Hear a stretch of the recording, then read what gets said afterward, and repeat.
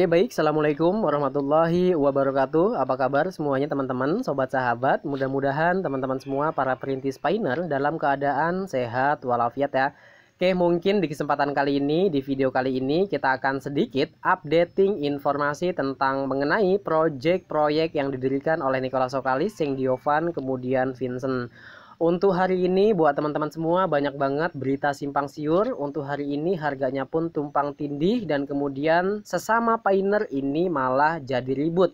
Ataukah mungkin dia memiliki pemahaman masing-masing, ataukah mungkin punya argumen masing-masing, sehingga muncullah gontok-gontokan ya, alias gontok-gontokan itu bahasa apa ya? Gontok-gontok itu berarti ngotot-ngotot gitu ya, ngotot-ngototan gitu antara kedua belah pihak, yaitu padahal dia masih saudara ataukah mungkin keluarga besar di jaringan Pai yang didirikan oleh Nicholas Sokalis, Seng Diovan, kemudian Vincent yang satu ini. Nah, di sini ini merupakan video edukasi, merupakan video informasi, serta merupakan video yang tentunya bermanfaat buat teman-teman semua. Oleh sebab itu, jangan lupa dinyalakan tombol lonceng notifikasinya. Teman-teman klik dulu subscribe, kemudian nyalakan tombol notifikasinya. Kalau teman-teman cuma subscribe aja tanpa menyalakan tombol notifikasi, teman-teman itu tidak akan mendapatkan yaitu pemberitahuan jikalau saya mengupdate, yaitu apalagi kalau bukan pembaharuan updating dari proyek-proyek yang telah kita buat, ataukah mungkin maksudnya yang kita ikuti teman-teman. Yang pertama, di sini itu kita bakal bahas bagaimana caranya untuk melaporkan. Jadi kalian yang ketipu ya di media sosial, ya mungkin sarangnya itu di Facebook, teman-teman itu nanti bakal kita bahas bagaimana caranya untuk melakukan pelaporan jikalau kalian itu telah dirugikan oleh oknum-oknum yang tidak bertanggung jawab. Itu teman-teman ya. Nah, sebelum kita bahas tentang mengenai itu, jadi teman-teman di sini saya klarifikasi kembali. Di sini katanya ini banyak banget teman-teman yang bilang bahwasannya untuk post saya ini viral. Nah, di viral ini buat teman-teman semua yang pertama, dipastikan buat teman-teman semua saya hanya memiliki nomor satu WhatsApp. Itu artinya apa buat teman-teman semua? Saya tidak menggunakan selain nomor WhatsApp yang telah saya sediakan di kolom deskripsi. Ya, jadi kalau ada yang japri kalian mengatasnamakan saya, itu artinya dipastikan penipuan. Di sini pun saya hanya memiliki satu rekening, yaitu di Bank BCA. Untuk nomor rekeningnya sudah saya siapkan di kolom deskripsi juga. Nah, kemudian di sini buat teman-teman semua ingat ya, kalau misalkan kalian mendapatkan informasi, tentunya kalian itu harus melakukan tabayun, kemudian cross check, klarifikasi ya, klarifikasi buat teman-teman semua. Jangan sampai cuma ada berita doang kalian percaya, itulah yang salah ya. Nah, gitu mungkin itu informasi yang sangat penting teman-teman ya. Nah, kemudian kita bakal lanjut nih tentang mengenai bagaimana caranya untuk melakukan pelaporan ataukah mungkin kalian yang telah dirugikan oleh salah satu oknum-oknum yang tidak bertanggung jawab.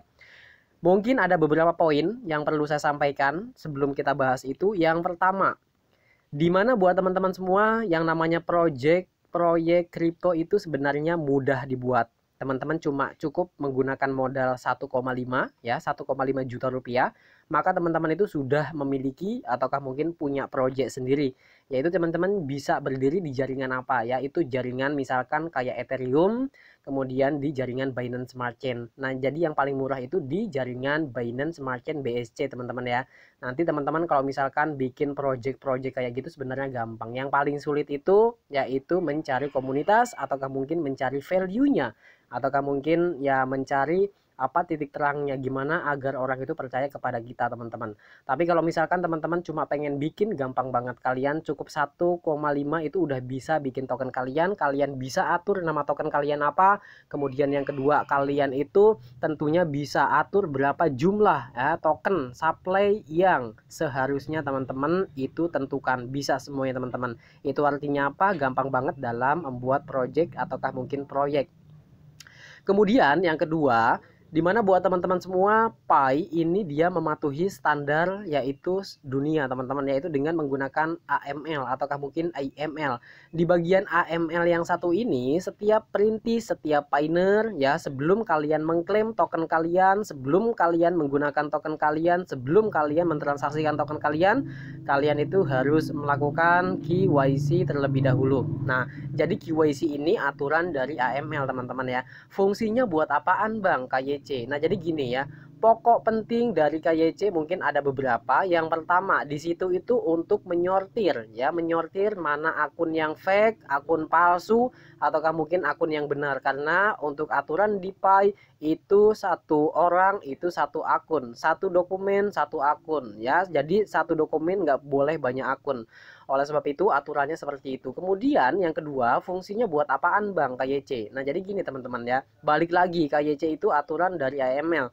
Nah, jadi untuk KYC ini diperuntukkan untuk mencatat data-data kalian sehingga ketika memang kalian itu membuat ya Pi, kemudian membuat dompet, kemudian kalian melakukan KYC, nah di situ kalian data-datanya sudah tersimpan di server dari Pi Network, Nicholas Okalis, Cheng Diovan, kemudian Vincent. Jadi kalau misalkan kalian itu transaksi ya, transaksi dengan cara-cara yang salah, kemudian kalian itu menyalahgunakan dompet kalian, maka dompet itu bisa ketahuan di mana letaknya, di mana posisinya, di mana alamatnya, kemudian dimanapun semua bisa ketahuan. Dengan cara apa? Karena dokumen kalian itu sudah nyatu dengan wallet public key kalian. Ya, jadi untuk dompet kalian itu udah nyatu dengan yaitu apalagi kalau bukan dokumen kalian. Nah, tetapi untuk aturan dari Pi yang sangat ketat ini, untuk dokumen-dokumen itu disimpan dengan yang baik dan kemudian disimpan tentunya jangan sampai disalahgunakan teman-teman ya, karena ini menyangkut data-data pribadi ya. Kemudian selain itu pun buat teman-teman semua kayak gini nih.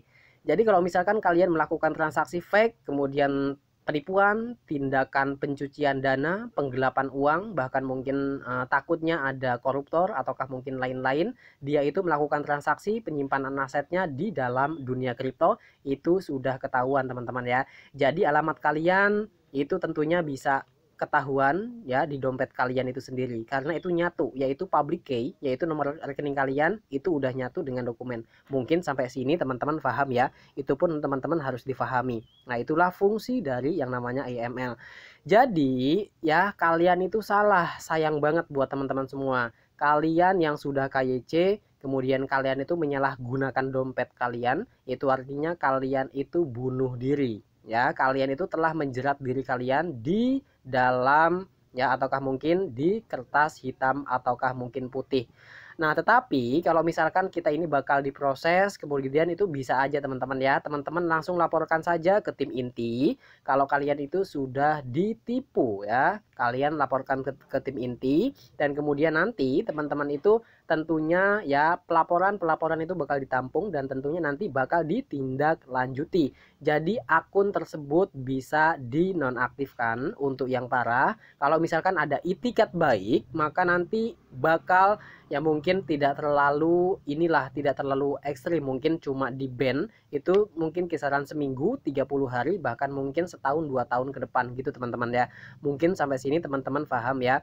Jadi buat kalian itu dompet kalian simpan baik-baik, frasa kalian simpan baik-baik, apapun bentuknya itu buat teman-teman semua ingat ya, data-data kalian yang sudah melakukan KYC itu nyatu dengan public key kalian. Nah, kemudian kalau misalkan kita ini ingin tahu itu orangnya dari mana yang nipu, kemudian alamatnya di mana dan lain-lain, maka diusahakan dipastikan yang tertipu itu nominalnya di atas dari 2 hingga 3 juta, teman-teman.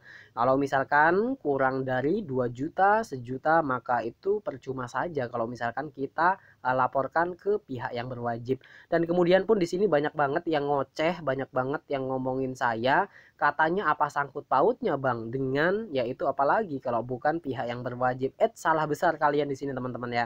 Jadi salah besar. Jadi ini itu ada sangkut pautnya teman-teman ya dengan yaitu apalagi kalau bukan negara kita tentunya. Ya, di bagian ini pun kita pun ini harus patuhi apa yang telah diatur ya dalam undang-undang. Itu artinya buat teman-teman semua jangan gegabah. Oke, mungkin sampai sini teman-teman paham. Oke, jadi intinya gitu.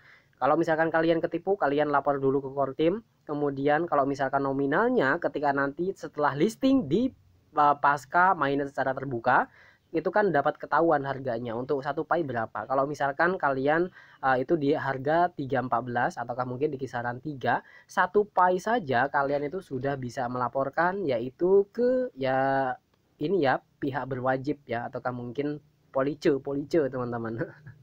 Jadi gitu aja teman-teman ya.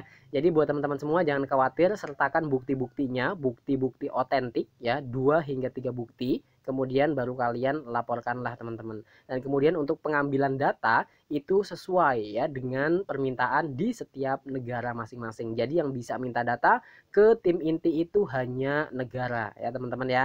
Mungkinkah bakal masuk nanti di Kemendagri, Kementerian Dalam Negeri. Nah, kalau misalkan itu dibutuhkan oleh negara, maka tidak segan-segan Nicholas Vokalis bakal mengeluarkan data-data yang telah kita laporkan tadi.